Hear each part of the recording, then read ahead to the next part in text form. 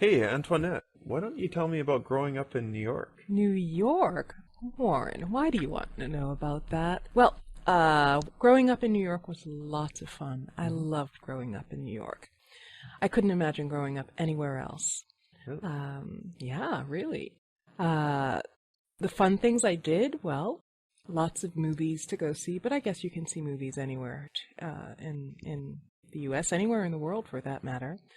I enjoyed being able to go to Lincoln Center for concerts or Carnegie Hall and even play in Carnegie Hall. So I did play in Carnegie Hall. Wow. Wow, that's exciting. Have you ever been to New York? I have. You have? Yeah, I've been there twice. Oh, okay. What did you do when you were there? The first time I was with my mother. I was 12 years old. And we went to Central Park and we saw some museums around Central Park. You didn't go into the museums? Yes, we did go into the museums. Oh, okay. Yeah. That's my park, Central Park. How did you find my park? Did you like my park? Oh, it was great. Yeah. I was surprised how big it was.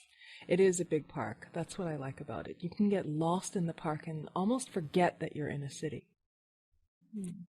Yeah, that's what I found really neat about it, is sometimes I felt like I was in the countryside, but then I would see large buildings. Yes, yeah. I enjoyed that too.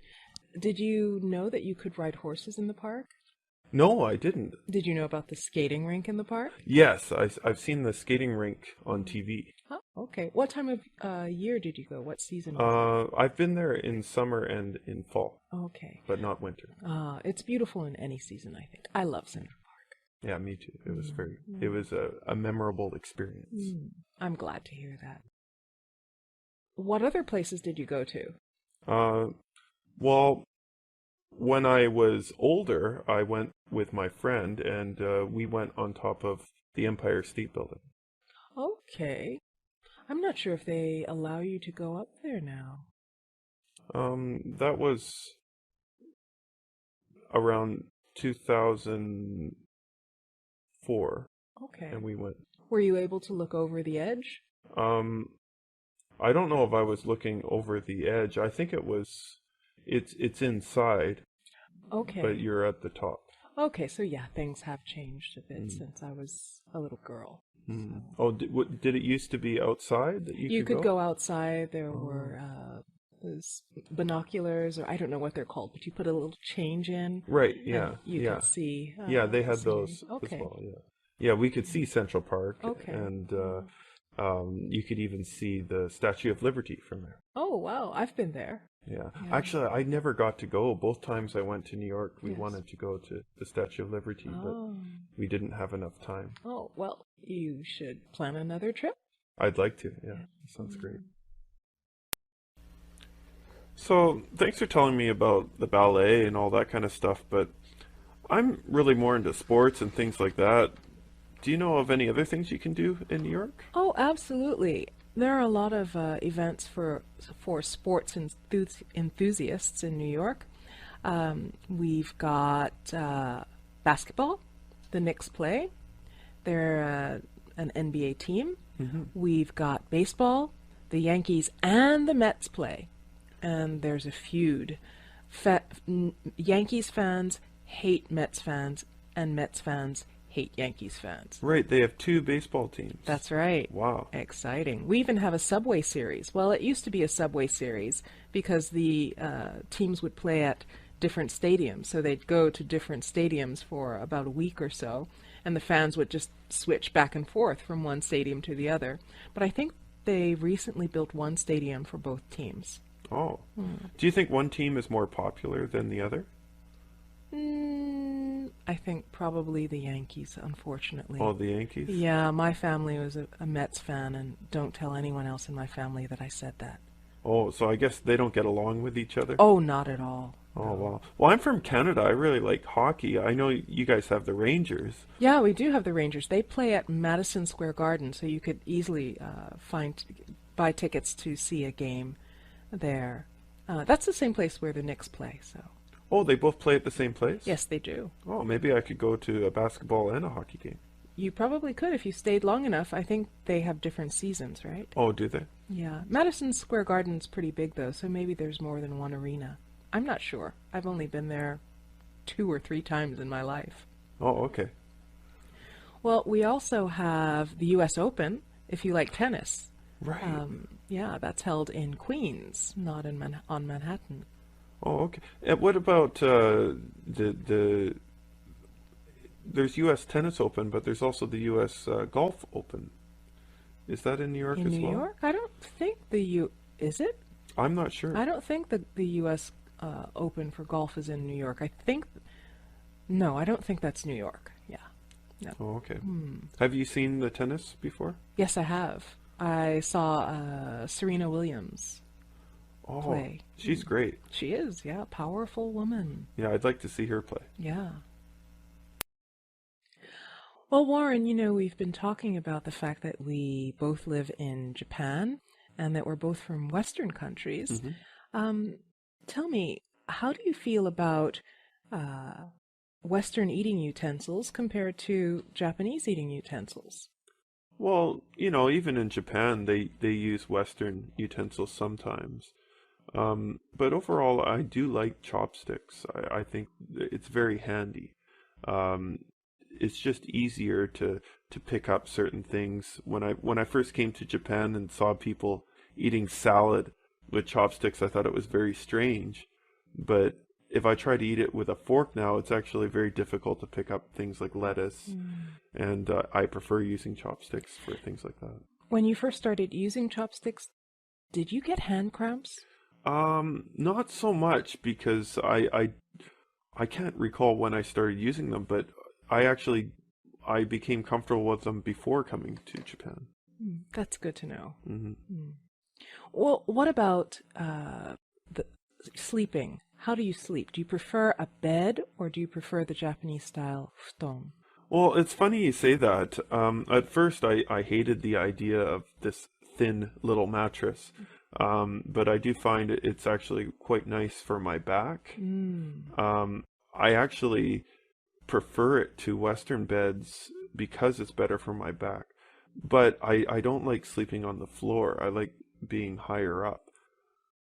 So a high futon. If I could get like tatami mat that's raised with a futon mattress on top, that would be best for me.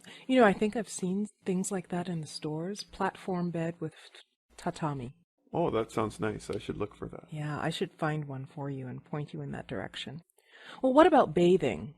The Japanese are famous for their onsens and the way they bathe. So do you prefer a Japanese-style bathing situation or a Western-style shower? Well, I actually much prefer the Japanese style now. When I go back home, I find it quite difficult. I like to be able to clean myself before going into the bathtub. That's a good thing. I do enjoy that as well. What about the custom of taking your shoes off before going into a house? Well, that doesn't bother me too much. When growing up in Canada, I always took my shoes off coming inside anyways. I don't think it's as much of a ritual in Canada, but many people do it just to keep a clean house.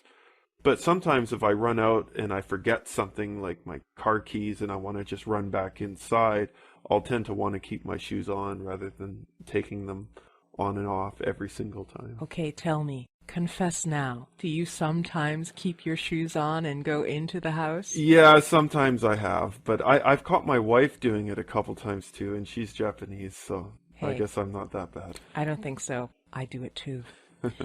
What about sitting on the floor versus sitting in chairs? Which do you prefer? Oh, again, I really dislike sitting on the floor. It isn't very comfortable for me. I'm a little bit tall. I have long legs, and I don't seem to have a place to put my legs when I'm on the floor. Usually my legs will fall asleep quickly and my back will start to bother me, so I prefer to sit up in a chair. Oh, that's too bad. Well, I guess my last question refers to eating habits. Well, meals. and how they're served. Do you prefer to eat meals that are served to you individually, or do you prefer to eat and share your food? Well, that's a good question, but I don't know if I have a preference. I like the idea of eating all sorts of different things, so it can be fun eating in a Japanese style sometimes. But there are times where I do like to just have my own meal in front of me as well. So, Antoinette, you've been living in Japan for a while now, right? Yes, that's right. Huh. Well, can you tell me, do you like to use chopsticks or forks and knives more? It depends on what I'm eating, really. For the most part, I enjoy using chopsticks. They are easy to use. I don't have to worry about cutting anything, and especially if I'm eating Japanese food, which tends to be chopped in small pieces, small bite-sized pieces, chopsticks are perfect. But when I'm eating Western food or spaghetti, I prefer using Western-style utensils. Oh, okay, that makes sense. What about sleeping? Do you like to sleep on like a Western bed or a Japanese futon? Actually, it depends on the season. In Why is that? summer, well, in summer, I prefer sleeping on a futon. It seems cooler than a bed. But in winter, I love a cozy, plush bed with lots of pillows and quilts or duvets, and yeah, I Well, like to feel that sounds cozy. nice. Okay. How about having shoes on or off in the house? Mm, I like to go barefoot. Well, with socks. My feet get cold. Oh, do you use slippers? No. Oh, okay. I find slippers uncomfortable unless they are the kind that fit your foot.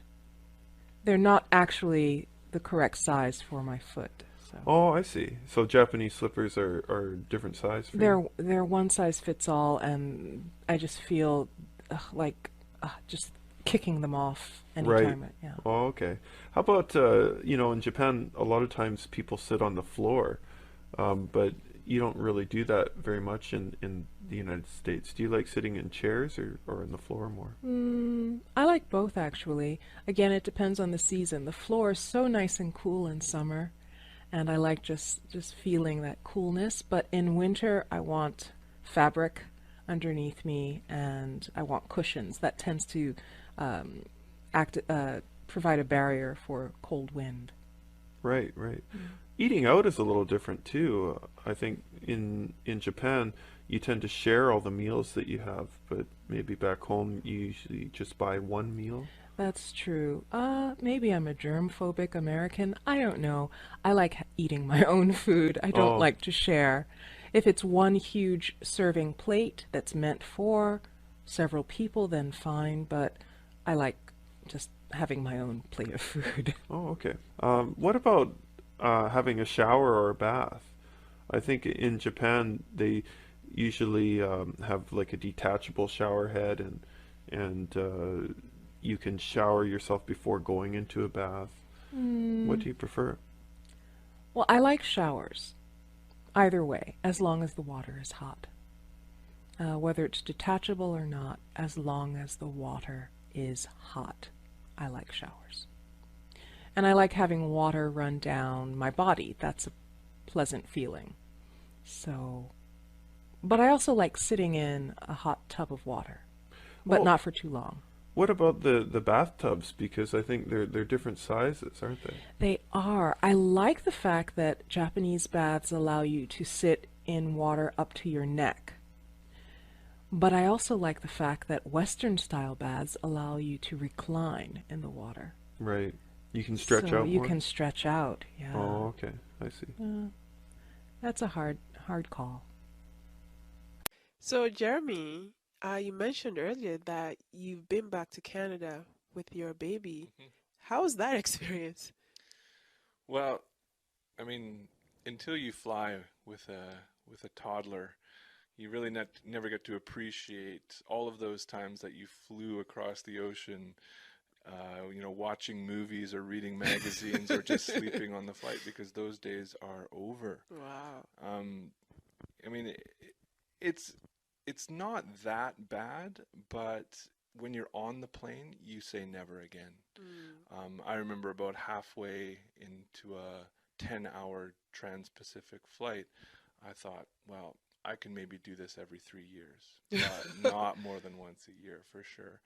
I mean, first of all, our boy was bigger than most children for his age, so he was about 1 year old, and you know, they have these bassinets that you're allowed to put your child in, and you know, the baby will hopefully sleep for a while. So the stewardess sets up the bassinet. We're all ready to put him in there, and then she says, "How old is he?" And he was 12 kilos, and this was for 11.5 maximum. And they wouldn't let us put him in there, so they had to take the whole thing apart, and basically we had to find some way to have him sleep on our laps for the next 9 hours. So, I mean, you know, 1-year-olds like to crawl around, they like to scream, they like to cry. Other people on the flight don't like that so much. So, you know, it's basically every minute of silence you just savor and just pray that this will keep going, and it never does. But yeah, you know, once he falls asleep and the plane's quiet and they turn off the lights, then you know it's okay. But it's too long. It's too long for a 1-year-old. So I can maybe manage it once a year, but that's about it. I remember my sister, she has 2 kids, and she told me a story a few years back when one of her daughters was still a toddler, and they went to Disneyland from Canada, and she said it was just horrible, and they would never do it again. And I just smiled. I didn't have that experience. I was just thinking, what could be so bad about it? Yeah. But hearing your story now, wow, I can only imagine. Well, I think that actually most passengers on a flight are usually quite understanding. And I think it's just, you know, in the parent's head that everybody's judging That's them, true. That might everybody's be true. looking at them. Because, you know, I get so worried about what other people are thinking, that I'm inconveniencing others, that I just work myself up so much, and my wife's the same way. But, you know, actually, we did have people say to us, like, you know, don't worry about it, and they would just go out of their way to say, oh, what a cute baby and stuff like that. So I think people were kind of aware of how stressful it is for parents, and they just, you know, some people actually make an effort to make parents feel like everybody's not silently judging them, or maybe not even silently. Not saying anything. If you had one advice to give to a parent that would travel with a child in the future, what would you tell them? My best advice is, if you can fly in the morning, so after baby wakes up and you have your breakfast and your flight's maybe at, I don't know, 9 or 10 in the morning, I think that works out best if it's say a 10-hour flight, because you'll land and it'll be probably around bedtime, like it's normal bedtime.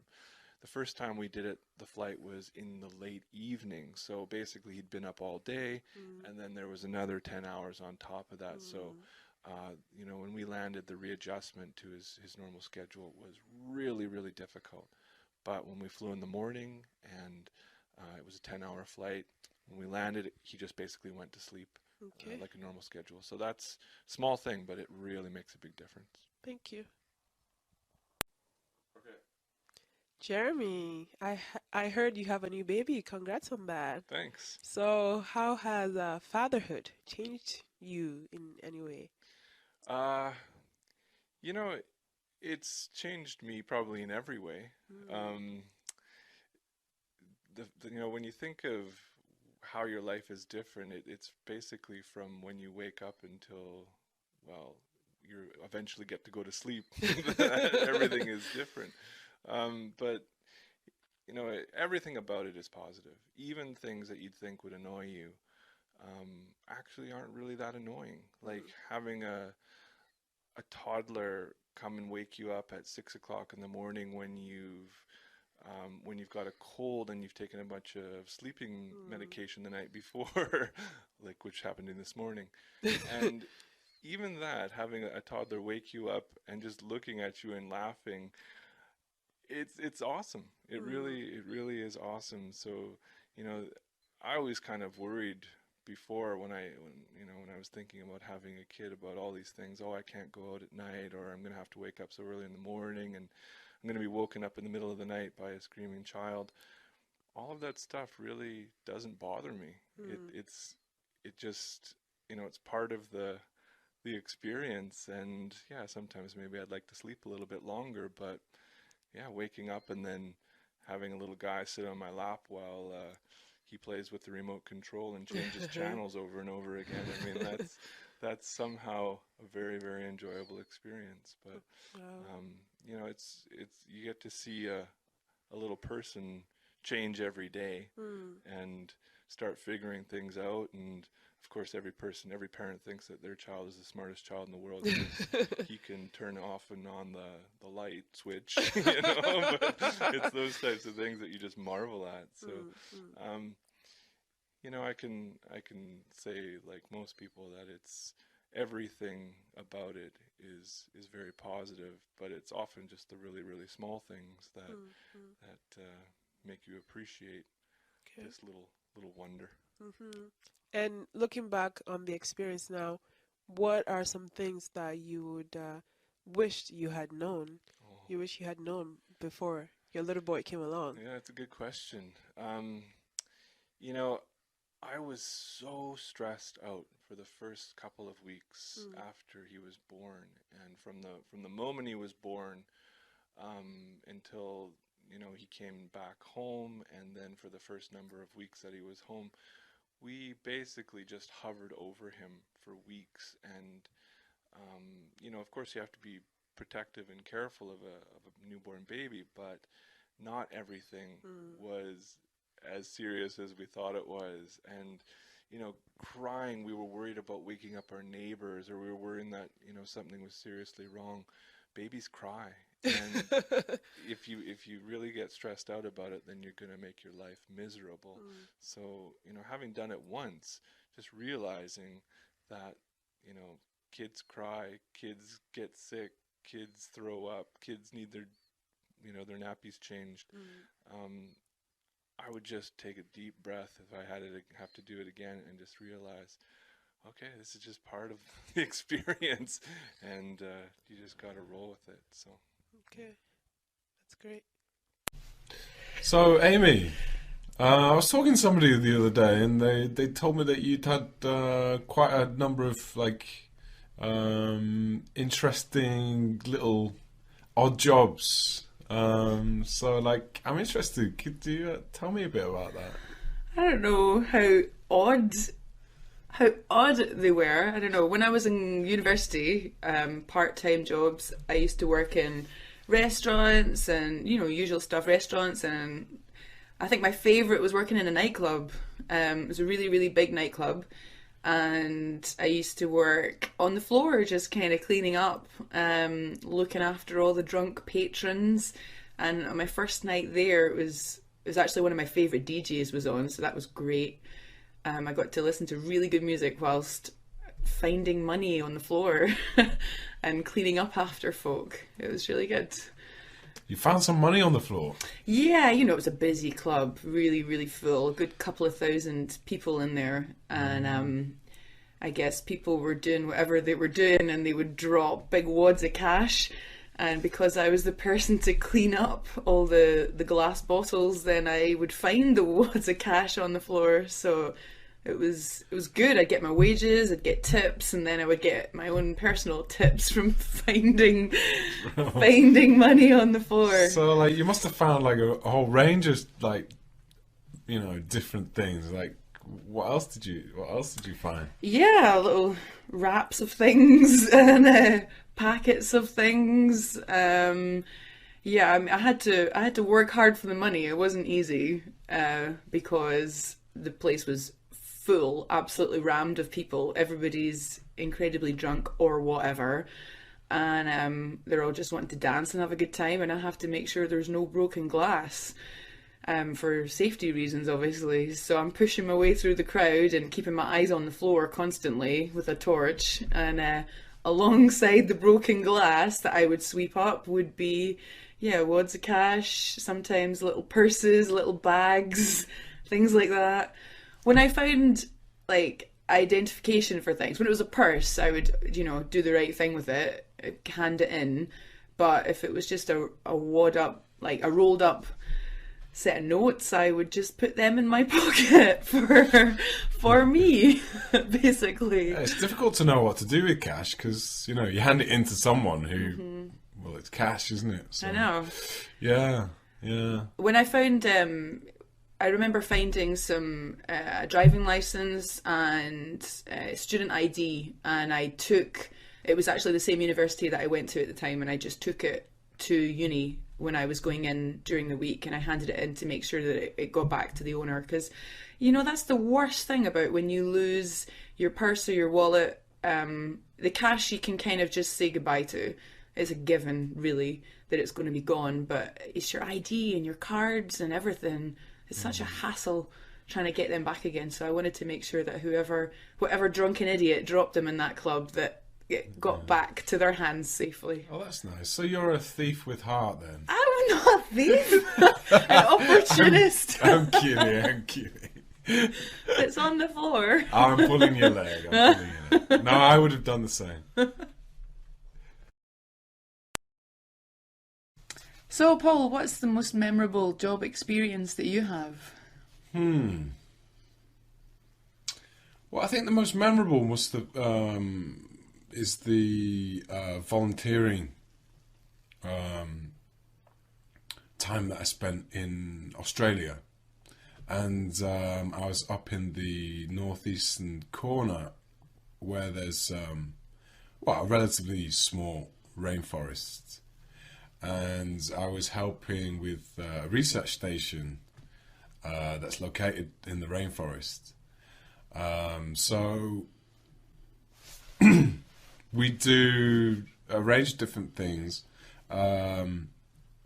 going from trying to control coconut trees. Control? Yeah, because, believe it or not, you imagine these kind of tropical paradises to have coconut trees, but they're actually very invasive and they're not native to that area. Oh. And basically, if you let a population of coconut trees to go out of control, nothing else can grow. Oh. They drop their fronds and they drop obviously the coconuts, and nothing else can grow. So you basically lose a lot of the native species there. So trying to keep them under control. There was also caring for bats that had been orphaned. Sometimes they're born, with physical disabilities that mean they can't survive in the wild. So right. Like a sanctuary, then? It's like a sanctuary, yeah. So they take care of... What size of bats? Like Indiana Jones style? Fruit bats. What size are they? They're pretty... once they spread... They're like little monkeys with big wings. Yeah, so what's their wingspan like? About? Let's say, maybe... I guess up to probably 4 feet. Does that sound too much? Is that about a meter? Yeah, they're side? Some of the big dudes. Yeah. They got a huge wingspan. The only bats I've seen in real life are really tiny. They're just like little mice. The micro bats. They're like little birds, Yeah, you see them flying around. You think, oh, that's birds. No, they're bats. So these guys sound pretty big. But they're completely herbivorous. They only eat fruit. Right. So, they're really, Do they eat the coconuts? Well, the coconuts are kind of tough for them to get into, You need to be able to make a hole, I suppose, of course, to get there, yeah. But they eat mostly fleshy fruits, apples or whatever they can get, really, berries. And they're really important for spreading... Because obviously they eat the flesh of the fruit, but they don't eat the seeds. Okay. So they just kind of pass through them. Okay. And they're really useful for dispersing seeds. Yeah. So, rainforests, regeneration They're very important, animals. So they're like the big bumblebees of the rainforests then? Yeah, I guess you could look at it like that. Yeah. So yeah, that was an interesting volunteering kind of odd job that I had, I suppose. Yeah, that sounds really good. Yeah. Really cool. I'd really like to go back there someday. Have you heard about Singles Day in China? No, I'm not really sure. Can you explain what that is about? So this is a new holiday that's been created for single people. Wow. And so on this day, people don't buy presents for somebody else. They buy presents for themselves. They're celebrating being single. And it's been a huge success. Wow. Like the internet sales have just gone through the roof. Huh. So I guess companies just look for a time of year where there's maybe no holiday at the moment and try to create a new holiday. That's true. And sell more goods. That's an interesting idea. It sounds like something you would do normally anyway, right? Right. We always shop for ourselves. So, but wow. I heard actually that Mother's Day was, this might be an urban myth, but it was created by the Hallmark card company in America because there was a gap in the year where people weren't buying cards. Huh. And so they created this Mother's Day. Everyone's got a mother. That's true. And if they create this Mother's Day, everyone's going to feel obliged to buy a card for their mother. That's true. And now it's because, I don't know if it's true, but that's what I heard. But I say it's true because I think it's a huge hit in a lot of countries, actually. And it's spreading more and more to different countries every year. Yeah. So these companies are definitely onto something. Yeah. They know what they're doing. Right. Right? So what should we do? I can't boycott Christmas because I love Christmas too much. But maybe we could boycott some of these other days. Maybe. Or just celebrate it in a way that's less commercialized. I guess we don't always have to buy big things. What about quality time? Yeah. Spending time with family, with friends, and just appreciating them in different ways than what we would think of just shopping or gifts and presents. Yeah, that material sounds things. like a Yeah. nice idea. Yeah, I think so. We'll save us some money, definitely. Right? So, Rory, do you think holidays these days, do you think they're too commercial? What do you think? I mean, they are really commercial, aren't they? Like Christmas, especially.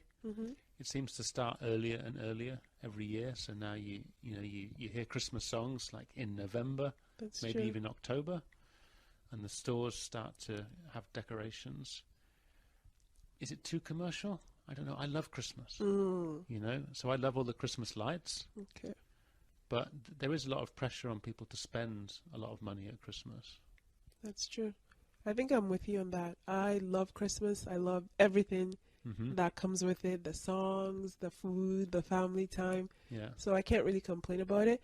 But I think the calendar year has just become one big holiday thing where you start off in, I don't know, you start whenever. December, Christmas finishes, and we're already looking forward to Valentine's Day. Right. Valentine's Day finishes, Easter, Yeah. St. Patrick's Day. Yeah. So it's like one continuous holiday coming up right after the other. Yeah. So, And things like St. Patrick's Day. When I was a kid, my family's Irish. We never celebrated St. Patrick's Day at all. I mean, nothing. Didn't even talk about it. But now all the pubs and the bars have promotions. The restaurants have promotions. You're buying green beer. People are wearing funny hats. It seems to me like completely a commercial holiday. that's true. Doesn't seem to be related to St. Patrick at all. That's true. That's true. Why do you think it's becoming more and more like that? I guess that companies just see it as a way to sell more products. So, Paul, speaking of technology, how long do you think you can go without checking your phone? It's quite embarrassing, really, if I'm honest. I check it a lot. I really do. Really? I'm always having a look at Facebook, my emails. I'm looking at the football news. online. Yeah, I mean, it's not something I'm proud about, but it's something that, yeah, it's quite a big part of my life, I think. If you left the house and you had forgotten your phone, would you feel something really missing? I did actually. I forgot my. I use my iPad a lot, and I forgot my iPad the other day, just as I was leaving, and my boss was about to arrive, and I really had this strong pull to go back for it, but I caught myself and decided that I can manage without it, for one day. Could you manage? Yeah, I did. I didn't even think about it actually. It was just that that sort of momentary pull where I thought I needed it. Yeah. And then actually having, sort of considered it seriously, it was like, well, I don't need it. So, yeah, I did fine without it. I didn't have to be hooked up to a life support system or anything. But, yeah, it's amazing really how it comes to kind of be such a central part in your life. How long do you think you could go without using the internet? I check my phone thousands of times a day. To exaggerate, didn't say thousands. I check it too much, I think, far too much. If I left my phone at home, I would feel gutted. I would feel like I'm really, really missing something. It would definitely be a big, big pull, I think. I read a lot of things on the internet and I check things. And yeah, when it's not there, then I do feel like something is, maybe I should be doing something or I'm missing out on something. And it's not good. I'm embarrassed actually. It's not good at all. So I think I need to work on unplugging. I've heard a lot of people, they try to do at least 1 or 2 days a week where they don't use, the internet at all. But that sounds like it could be quite a good idea. Maybe just, unplug. Yeah. Yeah. Do you think you could? I think I could, yeah. I think I could. In fact, I really like hiking and being outdoors. And I think one of the things that I really love about it is that nobody can contact me, Yeah. And I'm kind of away from everything. And I really enjoy those moments. Yeah. I don't know if I could. I would have to cut down before going cold turkey. I think I'd have to cut down. I'm trying to cut down. I mentioned before I'm trying to get back into reading. Just get back into real books instead of screen time. So, yeah, I couldn't go cold turkey, I think, a couple of days a week. I would need to cut down. Yeah. I think we should probably, make a concerted effort. I think it's probably good for us to try to reduce our, user time. Yep. So, Amy, do you always check your emails in the morning? Probably. Recently, I'm trying to stop using my electronic devices so much. So I think in the morning I need to do other things. Yeah. But very often I will quickly scan my phone and check, because my phone is also my alarm clock, so it's right there. It's too handy. Yeah. I'm always, when I wake up, I don't know, I've got this really bad habit where I think something may just happen during the night. And so I wake up and I'm checking different websites and checking Facebook to see if there's been any messages or any great news over the course of the night. Yeah, it's a really bad habit, It starts to kind of dominate your life, Yeah, I think it's quite a addictive thing, isn't it? Yeah, I've been thinking about it a lot recently, and it's something I think that doesn't need to be in the morning routine so much. It's good to just get your head ready before your head and your body ready before you start thinking about checking emails and stuff. I agree. I heard somebody, there was a piece of advice, I can't remember where I heard it from, but it was just to check your email twice a day. You know, you don't need to do more than that. You know, check once in the morning, once in the evening. That's it. You know?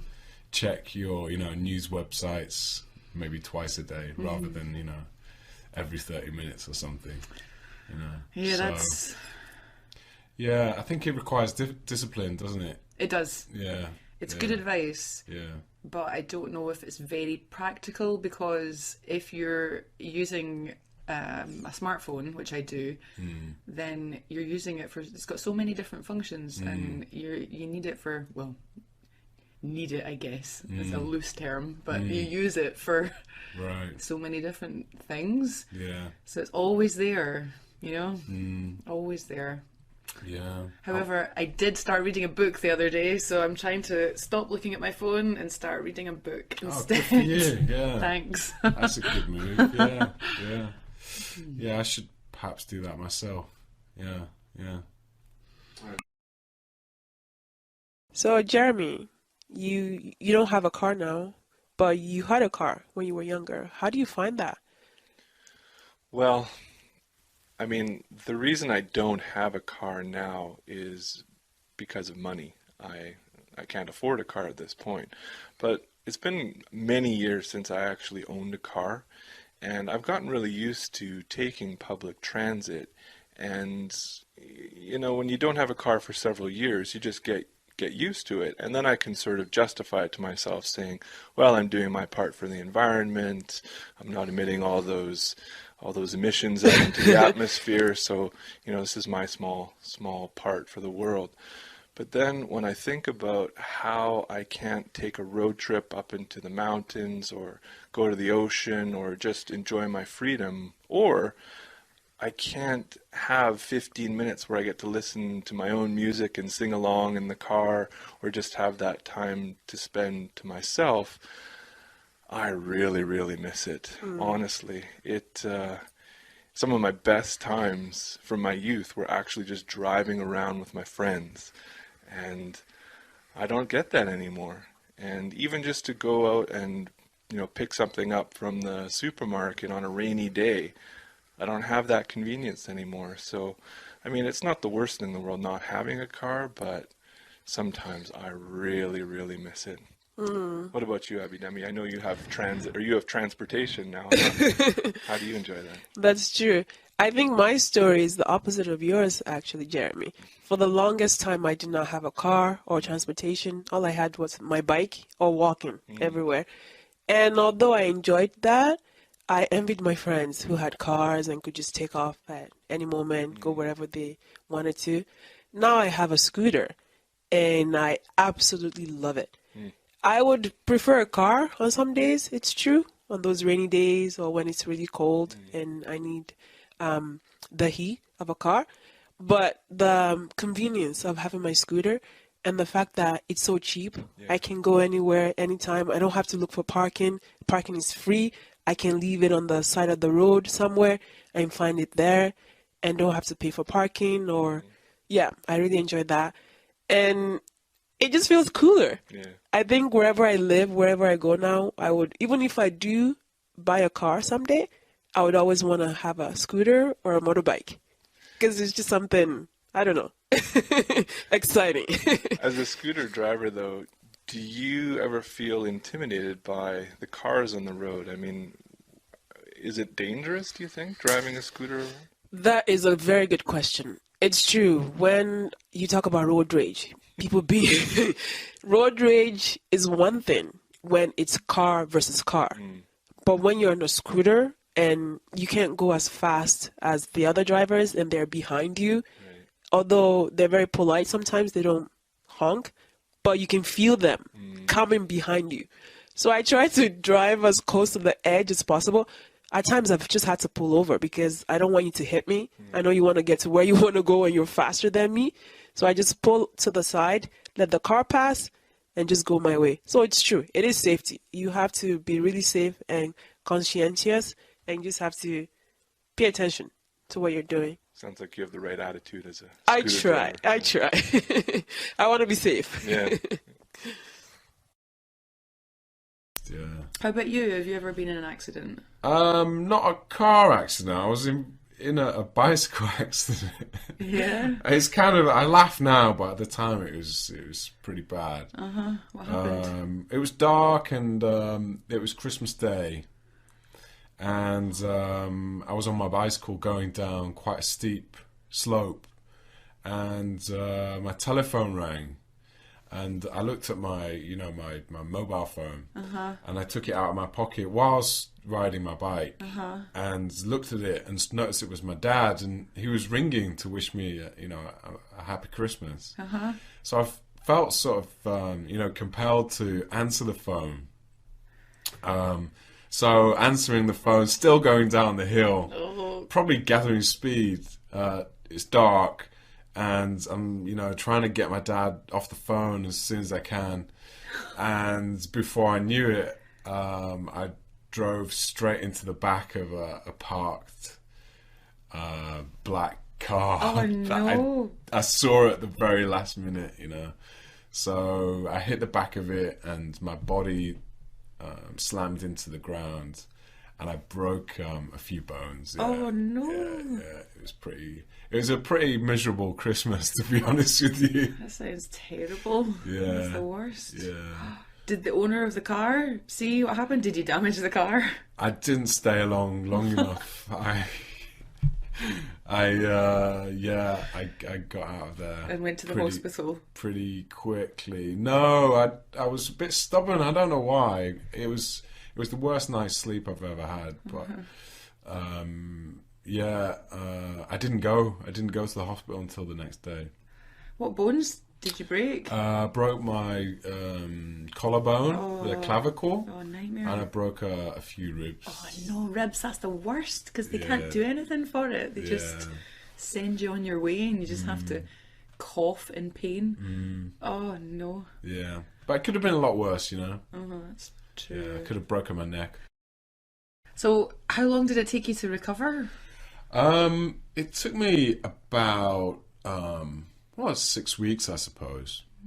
Yeah, because then actually in the following, because it happened on Christmas Day, so 3 months later in the March, I was lucky enough to win a place in the Tokyo Marathon, and I really wanted to do it because it's quite difficult to get. It's like a lottery. You know? There's so many people who apply to get a position, so I wasn't going to let this accident stop me from running the Tokyo Marathon. So I was trying to rush it really, and I shouldn't have, but I did. I ran it. Did you? Yeah, I finished it.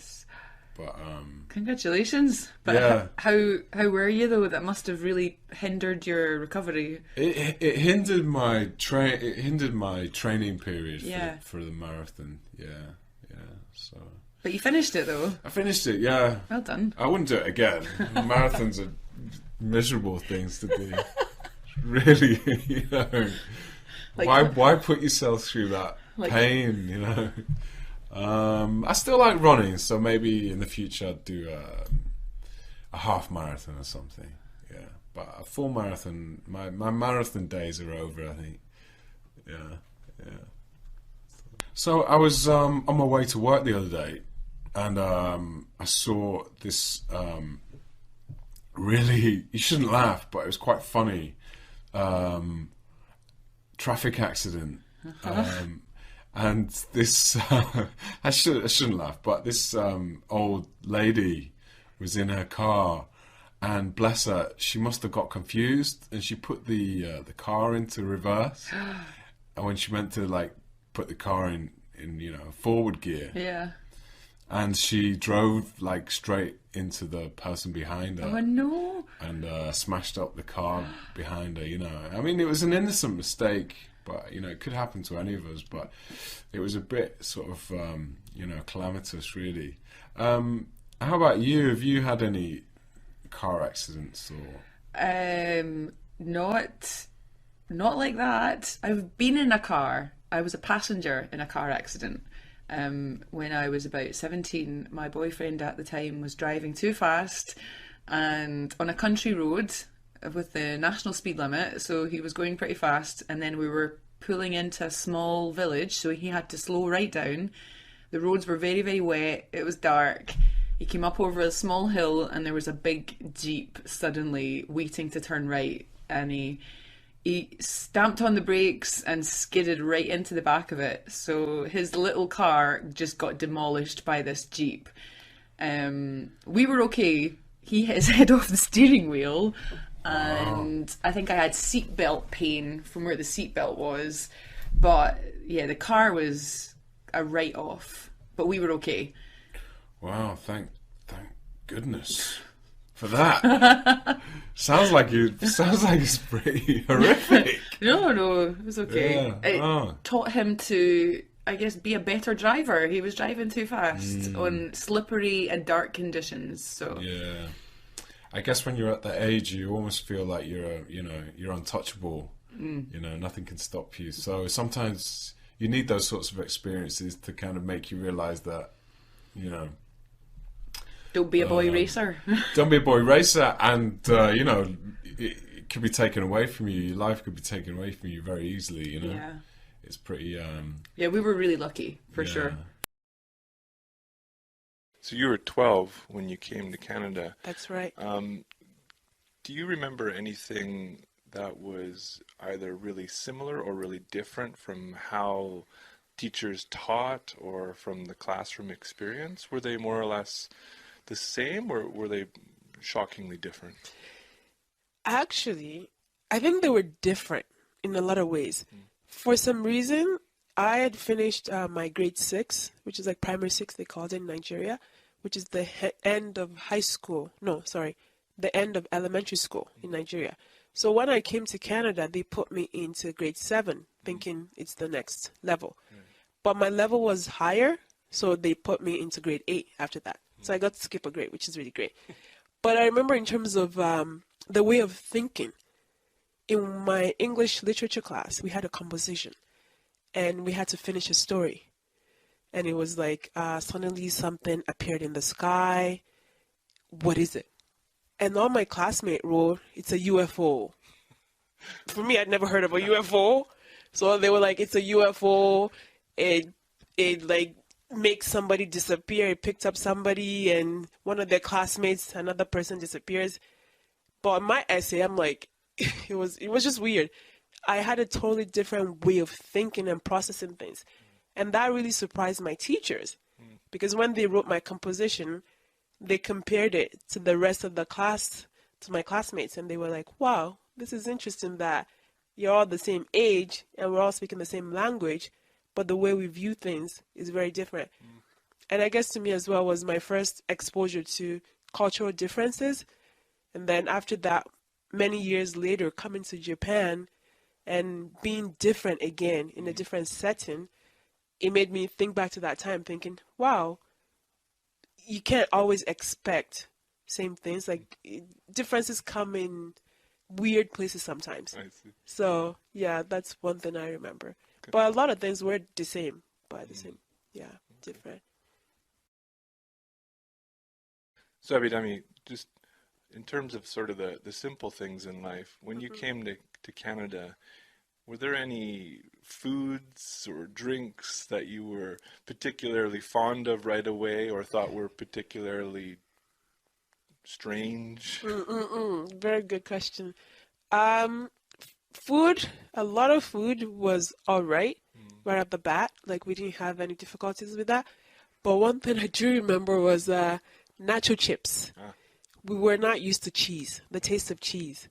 So my sisters and I, what we would do is we would buy nacho chips, like Doritos. I don't know if everyone knows that.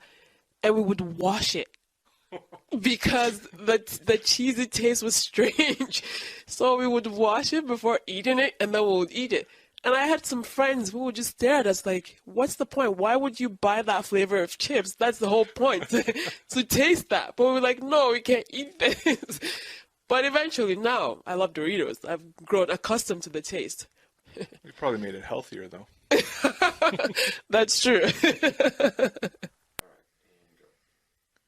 So, Abidemi, You were born in Nigeria, but you moved to Canada and did most of your schooling in Canada. That's right. Can you tell me a little bit about what the transition was like coming from Nigeria to Canada and doing a Canadian education system? Sure. For me, it was an interesting experience. Both great and at the same time, I don't want to say traumatic, but very different in terms of lifestyle. Since I was very young, I had loved traveling. I wanted to travel. So when my family decided to make the move to Canada, I was really excited. But I have to say I wasn't really prepared. I had no idea. Where is Canada, America, England? They were all the same to me at that age. So when we moved, and my dad had initially made the move, he went ahead of us. He got a job. He found a place for us to live. And then I arrived with my mom and my other sisters. There were 5 girls. And we arrived at the airport. And my first memory is looking out mid-December in Montreal. We arrived at Montreal airport. And looking out and seeing this white thing covering the ground and thinking, what is that? Why is it so white? And I remember saying to my dad as he drove up to drive us home, let's play in that. I want to play in that. What is that? So that was my first memory of Canada, of the snow. And it was fun. It was great arriving in December, but at the same time it was very cold. Personally, I'm not somebody that likes the cold too much, but having the warmth of my family in the midst of that cold made it worth it. It was awesome. And then at school, making the transition was a little harder. At that time, the school we went to, there were not a lot of minorities. So I think some of the teachers and some of the students weren't sure how to get accustomed to us, and we weren't sure what to expect either. But everyone tried their best, and we flourished. And I went on to high school and then did university. And one of the things was having my teachers, like we were talking about before, recognize the potential in me and my sisters and really encouraging us. And being with my classmates and making friends and having fun with them. And during that time, it was the late 90s, and there were a lot of transitions going on in other parts of the world. So people from different countries, like I remember we had a lot of people from Bosnia because of the war coming to my high school, and from other parts of the world, like from Asia. So it was a really multicultural school, high school that I went to. So learning about other cultures through my friends too made it really worth it. So I'm certainly glad that my family made the move. It's opened up amazing opportunities for me as well. And being able to come now to Japan and teach English, that was because of that. So yeah, although it was hard in ways that I hadn't imagined, but it was so worth it. And I've grown and I've had so many awesome experiences that, yeah, I'm really thankful for it. So Jeremy, we both work in Japan, and I was just talking about how it feels like to go home. How does it feel like for you, Jeremy? Well, when I go back to Canada, really the first thing that I notice is the air. And it's a funny thing to think, but I know when I arrive in Vancouver and I walk out of the airport, I can smell West Coast Canada air. And it really gives a kind of positive feeling to me. You know, it's a small thing, but you notice how clean. It's not, I know it's a stereotype of Canada, but it really is such a clean place. And also Vancouver, you have the smell of the ocean, and you know, have the mountains right there. So that's the first thing that I always notice. But when I go back and I visit my parents, you know, it takes me about 10 minutes to get used to where I am being back home. You know, it doesn't take long at all. And I think it's because that's the house that I grew up in, and just, you know, the feeling that I grew up with, it returns immediately. You know, it goes away when I'm living in Japan, but as soon as I get back home, that feeling of comfort comes back within minutes. And you know, I look forward to the same thing that everybody looks forward to when they go back home. And food is right at the top of that list. You know, I honestly look forward to turkey dinner maybe more than anything in the world, or prime rib, or those types of things. But it's just the small things, you know, having mom make a snack or something like that, and just the feeling of being completely at ease and without a worry in the world is kind of what I most look forward to going back home. So, you know, there's other things when you go out and you go to the stores and you circulate around town.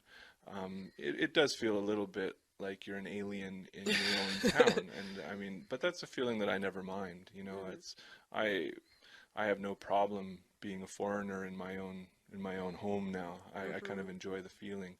And sometimes I even wish that I didn't speak the language everybody else was speaking, because I don't want to hear everybody's conversations, to be honest.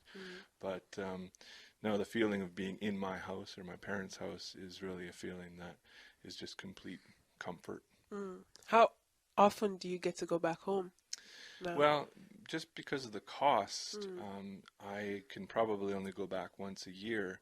And also we have an infant boy, and traveling with a 1-year-old on a 10-hour flight is, until you do it, you really never realize how terrible it is. But it is uncomfortable. It is really uncomfortable. So yeah, we're only able to make it back to Canada probably once a year now. But you know, his grandparents love seeing him so much that we want to do it as much as we possibly can.